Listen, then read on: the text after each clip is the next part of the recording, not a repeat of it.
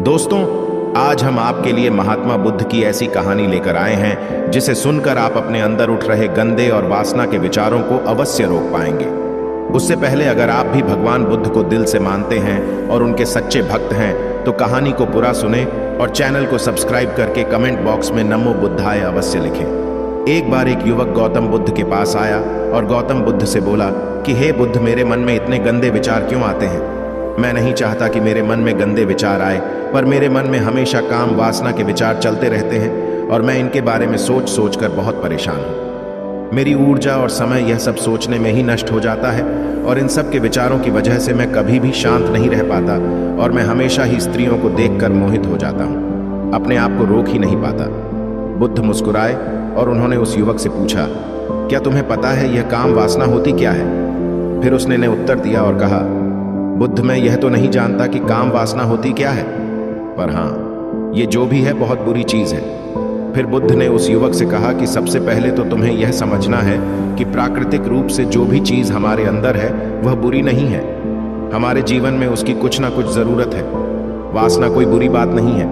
ये तो हमारे मन की एक भावना है जो हमें किसी ना किसी चीज की कमी का एहसास करवाती है और फिर हम उस चीज को पाने के लिए उस चीज की तरफ आकर्षित हो जाते हैं। जैसे अगर तुम्हारे पास धन की कमी है तो तुम में धन पाने की वासना उत्पन्न हो जाएगी। तो वासना कुछ और नहीं, बस एक प्रकार की कमी है जो कि एक प्रकार की जरूरत का एहसास है, और जब यह जरूरत शारीरिक हो तो हम इसे काम वासना का नाम देते हैं। युवक ने गौतम बुद्ध को कहा कि बुद्ध, मुझे काम वासना का मतलब तो समझ में आ गया, पर आप मुझे यह बताइए कि यहाँ आती कहाँ से है और कैसे आती है?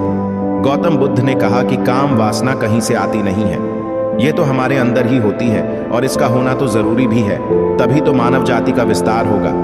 युवक ने कहा, जब यह हमारे अंदर ही है और जरूरी भी है तो फिर लोग इसे गलत क्यों बोलते हैं? बुद्ध ने कहा कि यही तो समस्या है। लोगों ने काम वासना को गलत तरीके से सोच लिया है, इसे छुपाने की, दबाने की कोशिश करते हैं। काम वासना गलत नहीं है, बल्कि काम वासना का गलत तरीके से प्रयोग करना गलत बात है।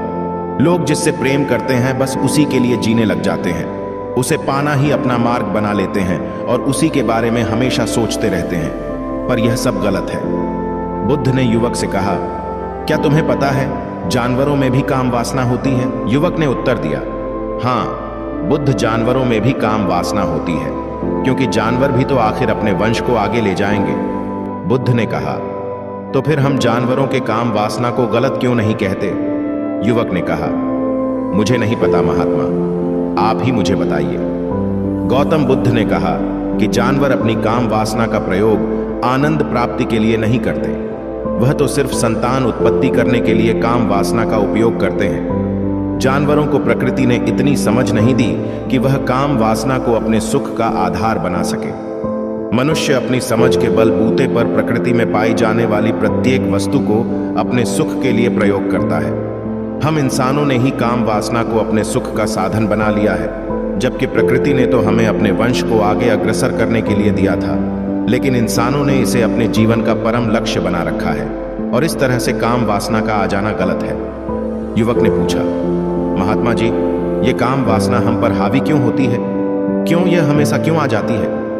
तब गौतम बुद्ध ने कहा कि सुनो, अब जो मैं तुम्हें बताऊंगा उसे तुम ध्यानपूर्वक सुनना। काम वासना का सारा खेल तुम्हें समझ आ जाएगा। तुम्हें तुम्हारे सारे सवालों का जवाब मिल जाएगा, बस तुम्हें ध्यान से सुनकर समझना है। एक बार की बात है, एक आश्रम में गुरु और उनके शिष्य रहा करते थे, जो रोजाना आश्रम के बाहर स्थित गांव में भिक्षा लेने के लिए जाते थे। उस आश्रम का एक शिष्य जिस गांव में भिक्षा लेने जाता था, उस रास्ते में एक नदी मिलती थी। एक दिन उसने देखा कि एक युवक वृक्ष के पीछे छिपा है। वह उस युवक के पास गया और उससे जाकर बोला, भाई, तुम इस वृक्ष के पीछे छिपकर क्या देख रहे हो? युवक ने कहा, अरे तुझे नहीं दिख रहा क्या कि मैं क्या देख रहा हूं? तब शिष्य ने नदी की तरफ देखा तो वहां पर कुछ युवतियां पानी भर रही थीं। तब उसने उस युवक से कहा, अरे भाई, वहां पर तो युवतियां पानी भर रही हैं, इसमें छिपकर देखने वाली क्या बात है?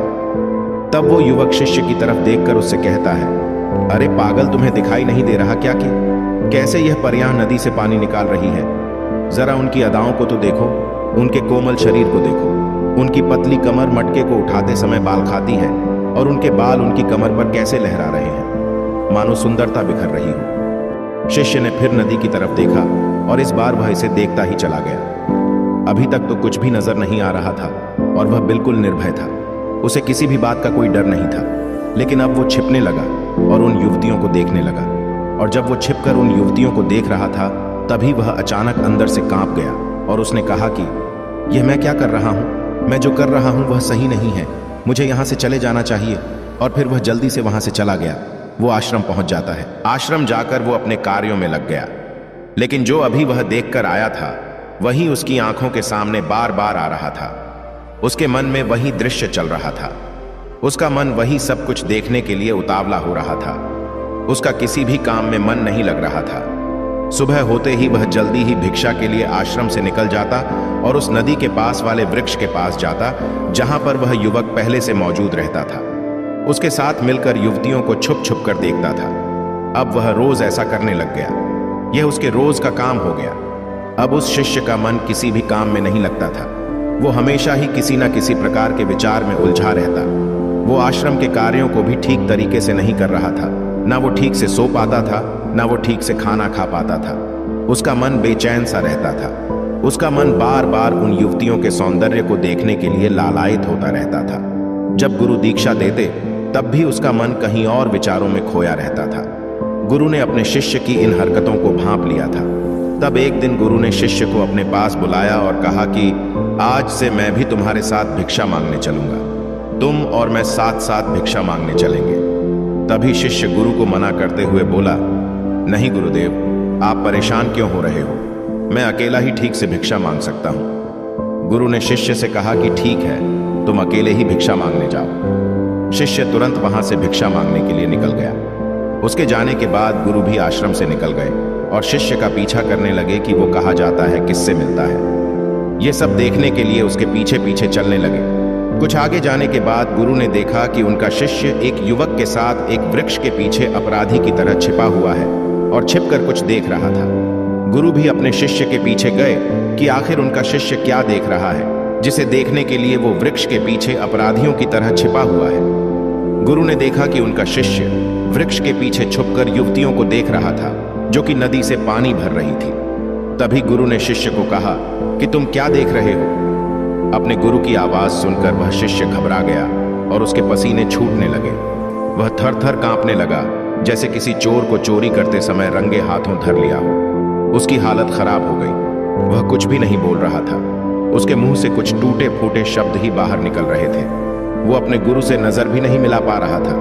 गुरु ने शिष्य की तरफ देखा और कहा कि मेरा शिष्य तो निर्भय था, उसे तो किसी भी चीज का डर नहीं था, लेकिन यह क्या, तुम तो डर के मारे कांप रहे हो। शिष्य ने गुरु से कहा कि मुझे माफ कर दो गुरुदेव, मेरा इसमें कोई दोष नहीं है। उस युवक ने मुझे बहका दिया था, लेकिन आपसे मैं वादा करता हूं कि आज के बाद मैं ऐसा कभी दोबारा नहीं करूंगा। मुझे माफ कर दो। गुरु ने शिष्य से कहा कि कोई बात नहीं, पर इस बात का तुम ध्यान रखना कि हम जैसी संगति करते हैं, वैसा ही फल हमें प्राप्त होता है। उसके विचार हमारे अंदर प्रवेश करते हैं, इसीलिए अच्छी संगति करो, जिससे तुम्हारे अंदर अच्छे विचारों का प्रवेश हो। फिर गुरु और शिष्य आश्रम लौट आए और फिर से आश्रम के कार्यों पर ध्यान देने लगे। उसने उस रास्ते को त्याग दिया और दूसरे रास्ते से जाने लगा। वो अपने काम को ध्यान से करता, लेकिन धीरे धीरे उसके अंदर क्रोध उत्पन्न हो गया और फिर वो दूसरों पर क्रोध करने लगा और बेचैन रहने लग गया। अब वो सही समय पर भोजन भी नहीं करता था। वह भोजन भी बहुत कम खाता था। एक रात गुरु शिष्य के पास आए और उसे बोले कि अब तक तुम कितनी बार अपने वादे से मुकर चुके हो। यह सुनकर शिष्य अपने गुरु के चरणों में गिर गया और रोने लगा।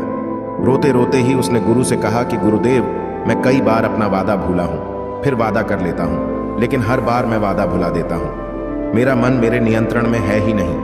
मैं बहुत कोशिश करता हूँ कि मैं अपने मन से सारे बुरे विचारों को निकाल डालूं, लेकिन मैं चाहकर भी ऐसा नहीं कर पा रहा हूँ। फिर गुरु ने शिष्य को कहा कि चलो मेरे साथ। गुरु शिष्य को आश्रम के बगीचे में लेकर गए और शिष्य से कहा कि देखो, यहाँ पर कुछ नाली बनी हुई है, जिससे नदी का पानी इन पौधों तक आ रहा है और यह पानी एक निरंतर भाव से बह रहा है।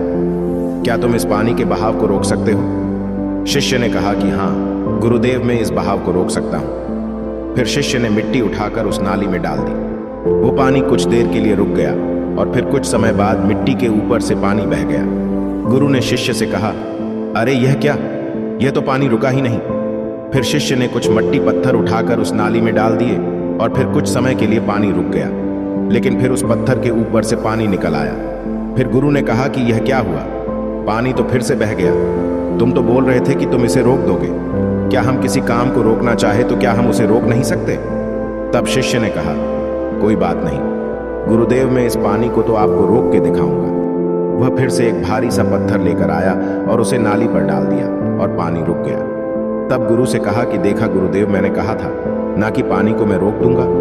मैंने पानी को रोक दिखाया, आपकी बात मैंने पूरी कर दी। गुरु मुस्कुराए और बोले, अच्छा जरा ध्यान से देखो बा, ये रुक गया क्या? वो तो पीछे की नाली से बाहर आ गया और अगल बगल से बह रहा है। और ध्यान से देखो, इस पत्थर के आगे भी आ गया और यह पानी अपना रास्ता बदलकर फिर से आगे की तरफ बह जाएगा। और फिर कुछ देर बाद ऐसा ही हुआ। फिर गुरु ने शिष्य को समझाया कि तुम्हारे साथ भी तो ऐसा ही चल रहा है। तुम बार बार प्रयास कर रहे हो, पर हर बार तुम्हारा प्रयास टूट रहा है और यह हमेशा टूटता ही रहेगा। तुम कितना भी मिट्टी पत्थर रख लो, लेकिन पानी तो अपना रास्ता बना ही लेगा।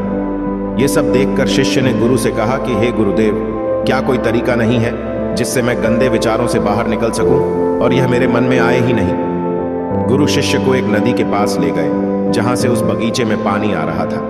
गुरु ने शिष्य से कहा, वो पानी इसी नदी से जा रहा है। अगर हम यहीं से उस रास्ते को बंद कर दें जहां से पानी बगीचे में जा रहा है, अब क्या हम पानी को रोक नहीं सकते? शिष्य ने कहा कि हाँ गुरुदेव, अवश्य ऐसा हो सकता है। मैं इस पानी को यहीं से बंद कर देता हूँ, तब आगे की नाली में पानी जाएगा ही नहीं और फिर बगीचे में पानी जाएगा ही नहीं। फिर शिष्य ने नदी से जाने वाले रास्ते को बहुत मेहनत करके पत्थर और मिट्टी डाल डालकर बंद कर दिया और गुरु से कहा कि गुरुदेव, मैंने पानी को बंद कर दिया है, अब यह पानी बगीचे में जाएगा ही नहीं। तब गुरु ने कहा कि अगर पानी बगीचे में नहीं जाएगा तो पौधों को पानी कहाँ से मिलेगा? उन पौधों को तो पानी की आवश्यकता है और उन पौधों में कुछ पौधे तो ऐसे हैं जिनको रोज पानी की आवश्यकता है। वह तो मुरझाकर मर ही जाएंगे, उनका क्या होगा? पानी तो हमें खोलना ही होगा। शिष्य ने गुरु की बात सुनकर वापस नदी से जाने वाले पानी का रास्ता खोल दिया। तब गुरु ने शिष्य से पूछा कि अगर हम इस नदी के पूरे पानी को बगीचे की तरफ कर दे तो क्या होगा? तब शिष्य ने जवाब दिया कि गुरुदेव, वहां पर जितने भी पौधे हैं वो गलकर नष्ट हो जाएंगे, वहां पर कुछ नहीं बचेगा। फिर गुरु मुस्कुराए और बोले, तुम इस बात को समझो कि हमें किसी भी चीज को रोकना नहीं है, बस हमें हमेशा संतुलन बनाए रखना है। कम पानी से भी पौधे नष्ट होते हैं और ज्यादा पानी से भी पौधे नष्ट होते हैं।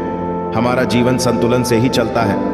गुरु ने शिष्य से कहा कि अगर मैं तुम्हें कहूं कि तुम आम के बारे में मत सोचो तो तुम्हारे मन में सबसे पहले किसका चित्र आएगा? शिष्य ने कहा कि गुरुदेव, मेरे मन में तो पहला चित्र आम का ही आएगा।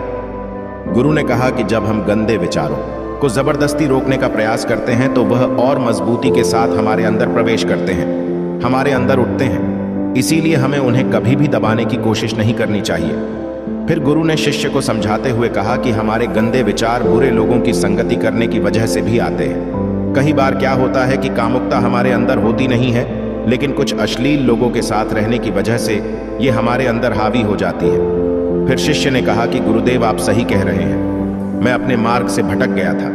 फिर वह शिष्य उस रात बहुत ही चैन की नींद सोया।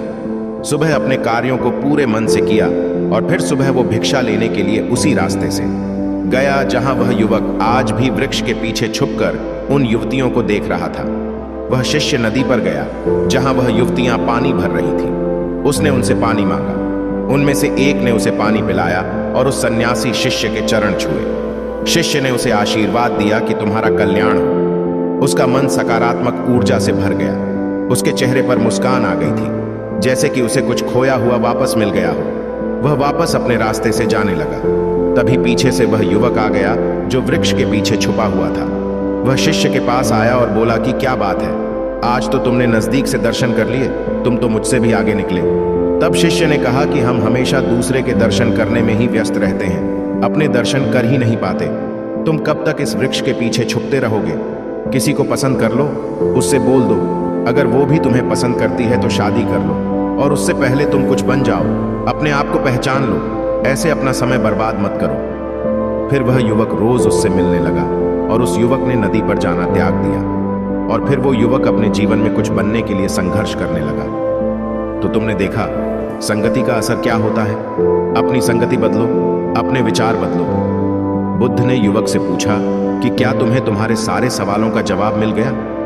तब युवक ने कहा कि हाँ महात्मा जी, आपका बहुत बहुत धन्यवाद। तब गौतम बुद्ध ने युवक से कहा कि जब तुम्हारे मन में गंदे विचार आए तब आप अपने आप को दोषी मत मानो, केवल उन विचारों में संतुलन बनाने का प्रयास करो और अपने आप को पहचानो।